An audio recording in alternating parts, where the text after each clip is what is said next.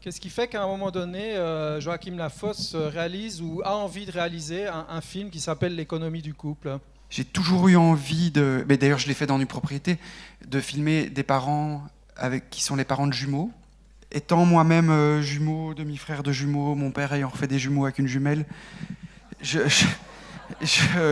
fallait bien que je le fasse, quoi. En faisant le casting, ma directrice de casting m'a dit, mais au fond, j'ai une quinzaine d'enfants à te présenter. Dedans, il y a une petite jumelle. Quand on est jumelle, on est né avec quelqu'un. Donc les jumeaux sont des plus grands joueurs que les autres. Ce qui me semblait émouvant aussi, c'est quand on met au monde des jumeaux ou des jumelles, on doit les accompagner vers la séparation. Et donc de voir ce couple de parents qui se séparent et qui n'accompagnera pas ces petites filles vers la séparation, qui ne les aidera pas à vivre cet éloignement, ça me touchait, ça me plaisait. Et je trouve que c'était une manière subtile d'aller encore plus au bout de la question du couple.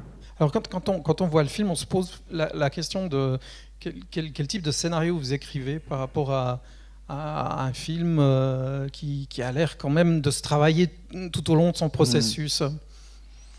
Ce que je dis toujours, c'est que le scénario, c'est pas le voyage, c'est la carte de voyage, quoi. Moi, ce que j'attends aujourd'hui d'un cinéaste, c'est pas qu'il me dise ses grandes idées, c'est qu'il me raconte une histoire. Et une histoire, ça se raconte avec des personnages. Et pour que des personnages vous emportent et que vous puissiez déposer votre histoire à vous en tant que spectateur, il faut que les acteurs incarnent. Et pour que les acteurs incarnent, eux-mêmes, il ne faut pas qu'ils soient une idée, il faut qu'ils soient. Là, en l'occurrence, parce que c'était un lieu unique, on a eu l'opportunité de traverser tout le film pendant une semaine avant de le tourner. Quelque chose qu'Alain Resnais faisait. Et bon, ça c'était passionnant, quoi. Mais je trouve que ce film est extraordinairement bien réalisé. On a l'impression de vivre avec la famille. Quand je me suis souvenu qu'enfant, quand mes parents se sont séparés, on a très peu parlé de cette séparation à la maison. Et puis, un soir est passé à la télé Kramer contre Kramer. Mais en parlant du film, on parlait de nous. Et c'est pas que le cinéma, c'est imaginer l'art qui n'existe. Enfin, l'art nous permet de parler de nous sans dire que c'est nous. C'est plus facile de parler du film que de parler de nous, en fait. J'ai cessé depuis quelques films d'écrire en imaginant qu'il va tourner. C'est un peu comme c'est comme les histoires d'amour. Enfin, c'est comme dans les histoires d'amour. Quand les gens qui pensent, qui imaginent et qui cherchent la femme idéale, ils passent à côté de toutes les autres.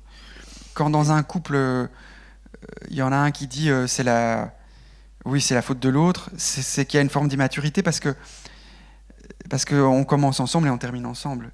Pour aller vers des questions plus complexes que j'ai traitées dans d'autres films, le lien pervers, il n'existe que parce qu'il y a une victime qui accepte de faire lien avec quelqu'un qui va le martyriser et qui n'a peut-être pas les moyens d'éviter le lien. Mais ça se construit toujours à deux. Par rapport au choix de Marthe Keller dans le rôle de Christine, qu'est-ce qui t'a guidé dans ce choix? Elle a sa carte de l'acteur studio, la vraie, la petite carte, elle l'a. Et il y a quand même quelque chose. C'est-à-dire, il y a quand même une pratique assez particulière. Oui, il y a une différence. C'est des gens ils ont une manière de s'emparer de tout ce qui se passe sur le plateau, de se saisir de la moindre...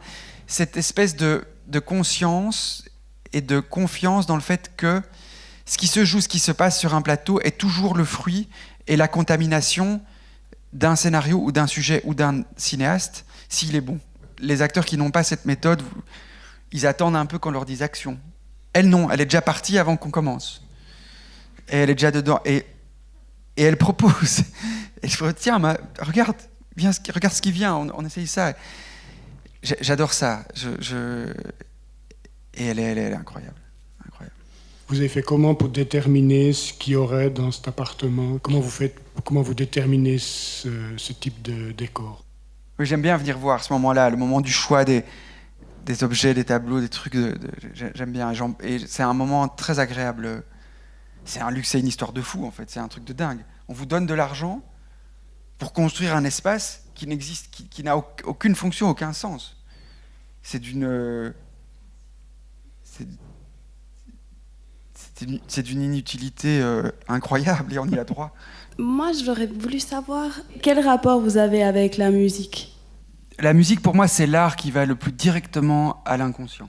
La musique, ça ne se théorise pas. C'est-à-dire, Ça s'intellectualise pas, c'est intuitif. On essaye, on met dessus, et comme on dit, ça marche pas, quoi. Voilà. Donc, par rapport justement aux jumelles et à la mort de l'une d'entre elles sous forme de jeu, comment elles ont interprété, comment elles se sont senties au moment de cette scène, en fait, l'incertitude, en fait. Ah non, mais les enfants, ils adorent jouer aux morts. Hein. Ça, c'est vrai. C'est le truc le plus qu'ils font le plus souvent, quoi. Il y a un truc que Margot fait qui est très très chouette aussi. Il y a un regard de Margot on voit que c'est la première prise. On n'a fait qu'une prise et il y a un regard de Margot d'inquiétude qui est assez juste. Qui est à ce moment-là. Pour moi, c'était absolument passionnant et émouvant de tourner avec ces deux enfants.